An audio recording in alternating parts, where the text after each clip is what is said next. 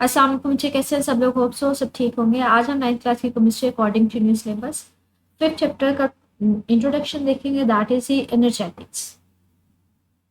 अच्छा, मतलब ये हमें नेम ही बता रहा है कि इस चैप्टर में हम लोग एनर्जी की बात करें कि अगर कोई केमिकल रिएक्शन हो रहा है तो इसमें किस किस्म की एनर्जी एनर्जी के टाइप्स कौन से हैं उस सबको देखेंगे। तो सबसे पहले तो इंट्रोडक्शन ही वो बात कर रहा है, कहते हैं energy exist in different forms which are open inter convertible. कहते हैं एनर्जी जो है ना वो डिफरेंट उस फॉर्म में मौजूद होती है।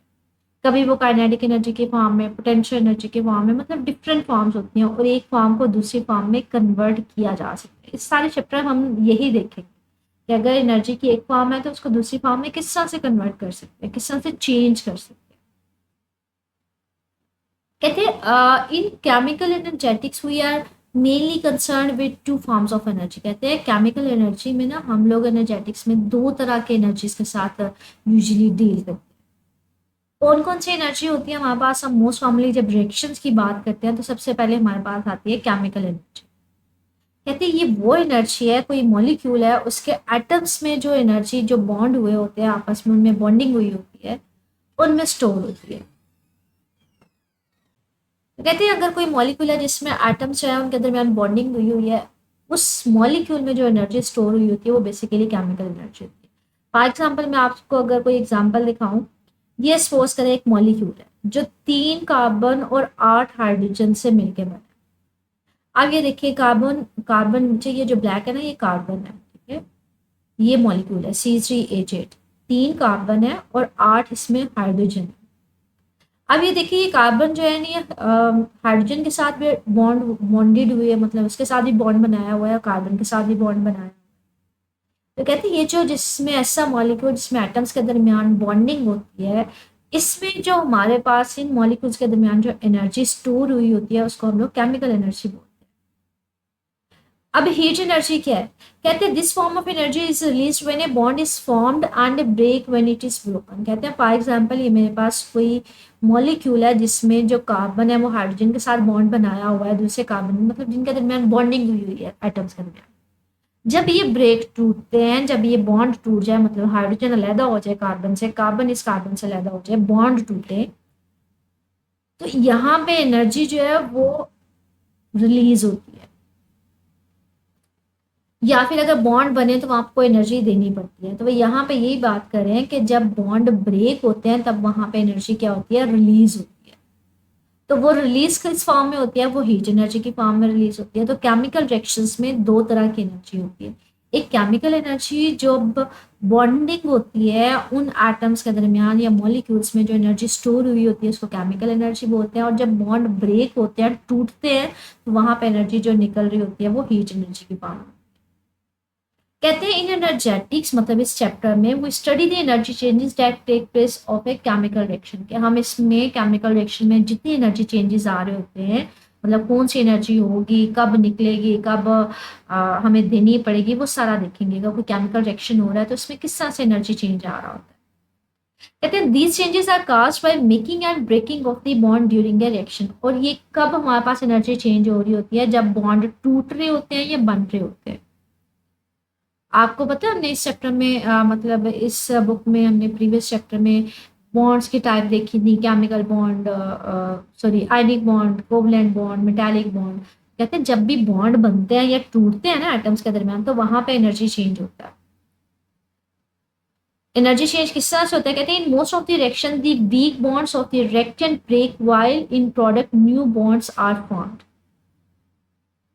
कहते हैं जब कोई केमिकल रिएक्शन होता है तो जो रिएक्टेंट्स होते हैं ना, उनके जो बॉन्ड होते हैं, जो वीक होते हैं, कमजोर होते हैं, वो टूटते हैं और नए बॉन्ड बनते हैं। जैसे फॉर एग्जांपल केमिकल रिएक्शन की आप कोई भी एग्जांपल ले लें। फॉर एग्जांपल मैं कहती हूँ यहाँ पे CH4 है वो, और ऑक्सीजन है, मतलब ये हमारे पास मीथेन है, ये मॉलिक्यूल मीथेन है। यहाँ पे बॉन्डिंग किस किस के दरमियान है? ये ब्लैक वाला कार्बन है और इसके इर्द गिर्द 4 हाइड्रोजन जो है वो अटैच है, कोवलेंट बॉन्डिंग हुई हुई है। और यहाँ पे 2 ऑक्सीजन है, ऑक्सीजन आपस में मतलब बॉन्ड हुए हुए हैं। यहाँ पे भी कोवलेंट बॉन्डिंग हुई हुई है 2 ऑक्सीजन के दरमियान। अब कहते हैं ये जो आपस में रिएक्शन कर रहे होते हैं ना बच्चे, इसको कहते हैं रिएक्टेंट बोलते हैं। मतलब जो आपस में मिलेंगे, रिएक्शन देंगे, इनिशियली जो मिलते हैं, जिसकी वजह से रिएक्शन स्टार्ट हुआ होता है, उसको रिएक्टेंट्स बोलते हैं। कहते हैं रिएक्टर्स के दरमियान सम टाइम जो है ना फोर्सेस इतनी ज़्यादा मजबूत नहीं होती, जैसे ये कार्बन और हाइड्रोजन है, मे भी इनके दरमियान जो फोर्सेस हैं इस रिएक्टेंट के इतनी ज़्यादा मजबूत ना हो, ऑक्सीजन ऑक्सीजन के दरमियान मजबूत ना हो। फिर क्या होता है, ये रिएक्टेंट टूटते हैं, मतलब इसका कार्बन क्या करेगा, ऑक्सीजन के साथ बॉन्ड बना लेगा और हाइड्रोजन ऑक्सीजन के साथ बना के पानी का मॉलिक्यूल बना देगा। तो सम टाइम क्या होता है, रिएक्टेंट्स की जो आपस की बॉन्डिंग होती है वो कमज़ोर होती है, जब वो दोनों रिएक्शन करके नए प्रोडक्ट बनाते हैं तो वहाँ पे बॉन्डिंग ज़्यादा मजबूत होती है।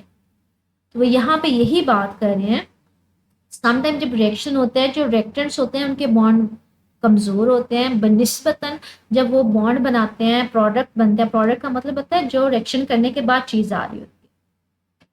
मतलब यहाँ पे अगर एग्जाम्पल में देखें तो ये रिएक्शन हुआ, ठीक है, ये जो बाद में चीज़ आई है इसको प्रोडक्ट्स बोलते हैं, जो हमें मिल रहा होता है रिएक्शन करवाने के, कहते हैं इनमें हमारे पास बॉन्ड क्या होंगे, मजबूत होंगे। कहते हैं since energy is needed to break a bond, हमेशा याद रखिएगा अगर कहीं पे बॉन्ड मौजूद हो उसको ब्रेक करने के लिए आपको एनर्जी देनी पड़ती है। While energy is evolve when a bond is form, और जब कभी बॉन्ड बनता है तो एनर्जी वहां से निकलती है, इवॉल्व होती है। ये मोस्ट कॉमनली एमसीक्यू पूछ लिया जाता है कि अगर आपको बॉन्ड ब्रेक करवाने हैं तो एनर्जी देनी पड़ती है, और जब नए बॉन्ड बनते हैं तो वहां पे एनर्जी रिलीज होती है, इवॉल्व होती है।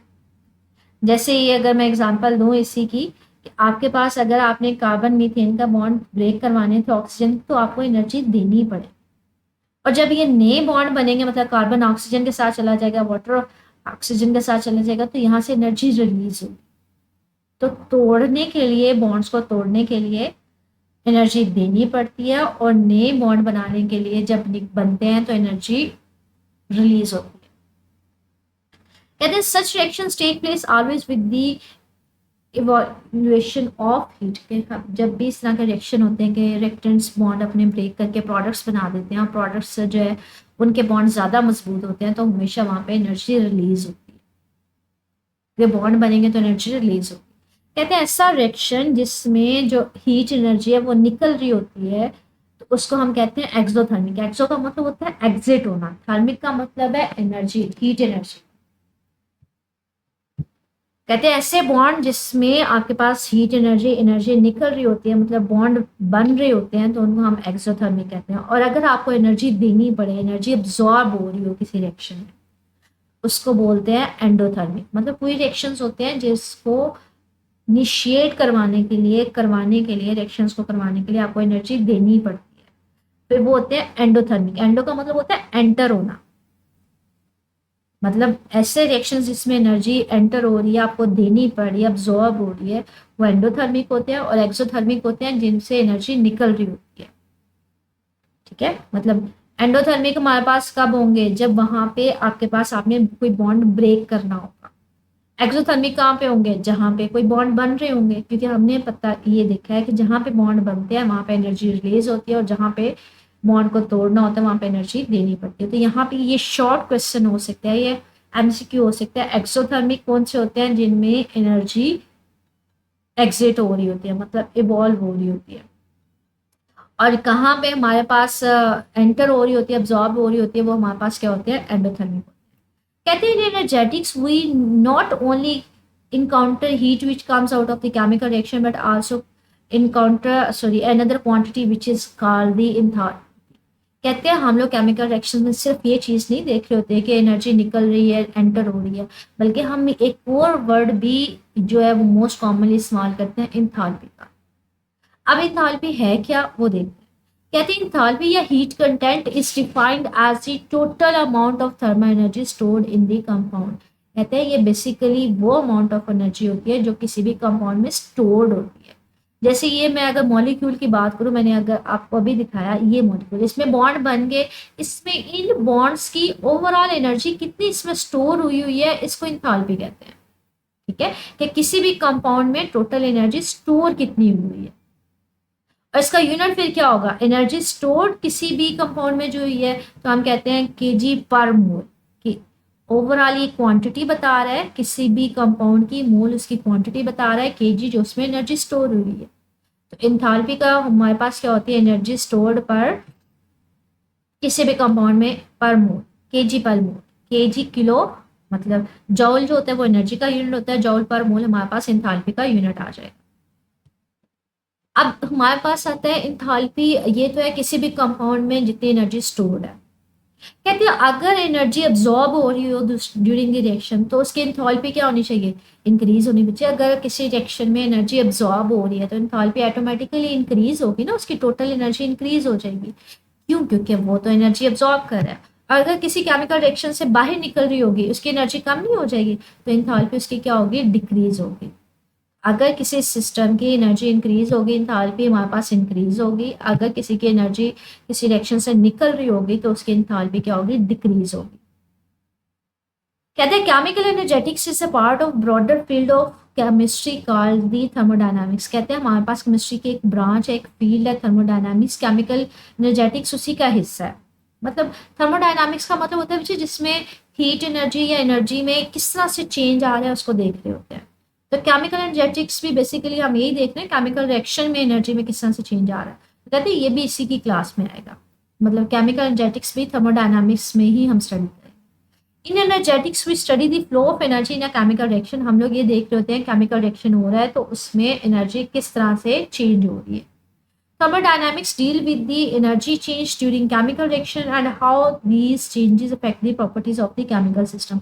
तो यहाँ पे यही बात कर रहे हैं कि थर्मोडायनामिक्स में हम देख क्या रहे होते हैं, थर्मो का मतलब होता है हीट, डायनामिक्स का मतलब है चेंज, कि केमिकल रिएक्शन में एनर्जी चेंज किस तरह से आ रहा है और अगर चेंज आ रहा है तो उसका केमिकल सिस्टम के ऊपर इफेक्ट क्या आ रहा है।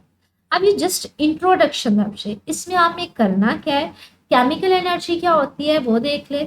इसकी डेफिनेशन आ जाएगी, the energy stored in a molecule when atoms are bonded to each other, कि जब एटम्स बॉन्ड हुए होते हैं, बॉन्डिंग हुई होती है, उसमें जो मॉलिक्यूल्स में एनर्जी स्टोर हुई होती है उसको केमिकल एनर्जी बोलते हैं।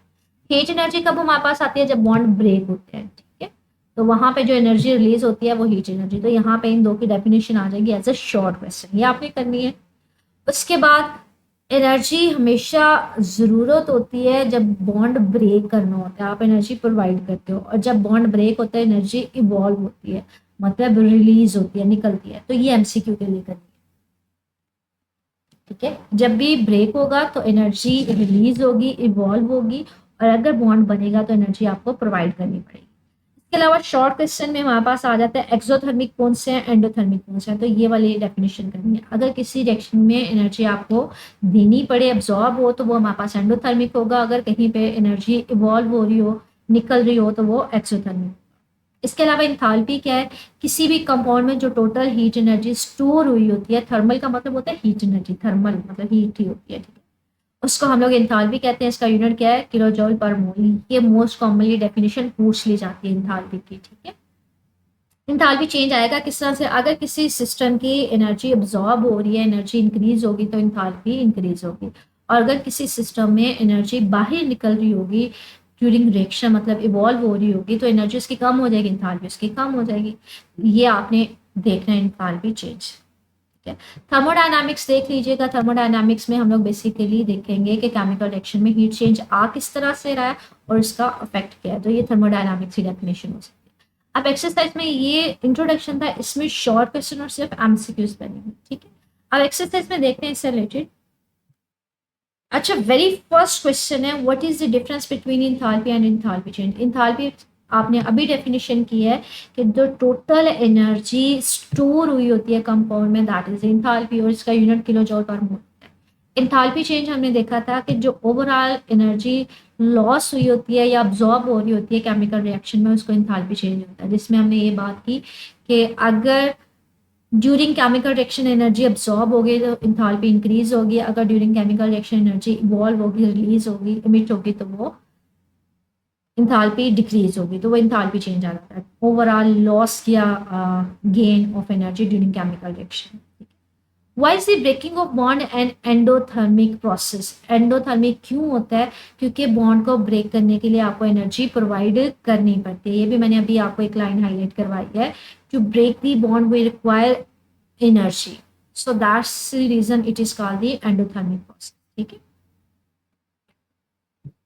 तो ये देखिए, ये दो शॉर्ट क्वेश्चन तो आपके इंट्रोडक्शन में ही आ गए, इसके अलावा जो मैंने आपको हाईलाइट करवाया है वो भी आपने याद करना है।